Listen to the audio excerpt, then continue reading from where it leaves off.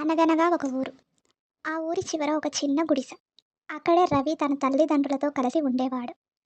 తండ్రి రోజు పొలం పనికి వెళ్ళేవాడు. తల్లి ఇంటి పనులు చేసుకుంటూ కొంతమంది ఇంట్లో పనికి వెళ్ళేది. రవి చిన్నప్పటి నుంచే చదువుపై ఆసక్తి. పాఠశాలలో ఉపాధ్యాయులు చెప్పే ప్రతి మాటను శ్రద్ధగా వినేవాడు. కానీ ఇంట్లో విద్యుత్ లేదు. రాత్రిపూట చదవాలంటే కష్టమే. అయినా రవి ఆశను వదలలేదు. ప్రతిరోజు రాత్రి వీధిలో ఉన్న ఒకే ఒక్క దీపం కింద తన పుస్తకాలు తీసుకొని కూర్చునేవాడు. చల్లని గాలి, చీకటి, కొన్నిసార్లు వర్షం కూడా అతని పట్టుదలను తగ్గించలేకపోయాయి. ఒకసారి తల్లి అడిగింది, రాత్రి చల్లగా ఉందిరా, ఎందుకు ఇంత కష్టపడుతున్నావు?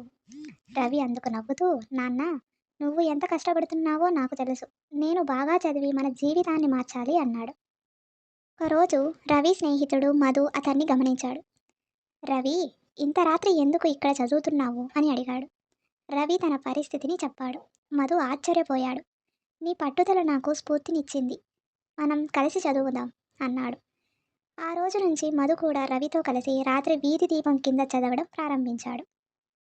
కొద్ది రోజులలోనే వారి స్నేహితులు సీత, రమేష్, అనిల్ కూడా వారిని చూసి ప్రేరణ పొందారు. మనమందరం కలిసి చదువుదాం, ఒకరికొకరు సహాయం చేద్దాం అని నిర్ణయించుకున్నారు. ప్రతిరోజు రాత్రి ఆ చిన్న వీధుల్లో 5గురు పిల్లలు పుస్తకాలు పట్టుకొని కూర్చునేవారు. ఎవరికైనా ఏదైనా సందేహం వస్తే అందరూ కలిసి చర్చించేవారు.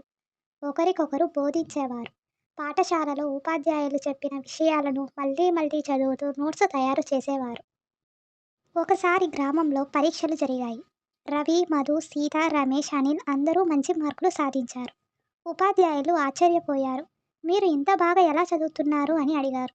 పిల్లలు తమ కథను చెప్పారు. ఉపాధ్యాయులు వారు పట్టిదలను మెచ్చుకున్నారు. మీరు అందరికీ ఆదర్శం అని ప్రశంసించారు. ఈ విజయంతో పిల్లల్లో మరింత ఉత్సాహం వచ్చింది.